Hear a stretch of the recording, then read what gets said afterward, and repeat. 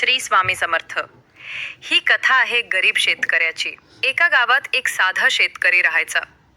मेहनत, प्रामाणिकपणा आणि श्रद्धा हेच त्याचे खरे धन होते. पण सततच्या अपयशामुळे तो खचला होता. पिके नष्ट झाली, कर्ज वाढले आणि संसारावर संकट आले. तो रोज स्वामींच्या नावाने प्रार्थना करायचा, हे स्वामी, माझा मार्ग दाखवा. एके दिवशी त्याला स्वप्नात स्वामी समर्थ दर्शन देऊन म्हणाले, बाळा, संकटे ही तुझ्या सामर्थ्याची परीक्षा आहेत.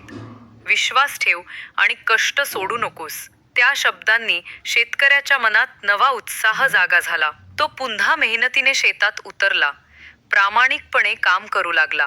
काही महिन्यांनी त्याच्या शेतात भरघोस पीक आले. गावकरी आश्चर्यचकित झाले. त्याने सर्वांना सांगितले, मी काही वेगळं केलं नाही, फक्त श्रद्धा ठेवली आणि स्वामींच्या शब्दांवर विश्वास ठेवून हार मानली नाही. यातून शिकायला मिळतं, श्रद्धा, कष्ट, संयम इक्वल यश. संकट ही खून नाहीत, ती सुरुवातीची संधी असतात. शेवटी सत्य एकच.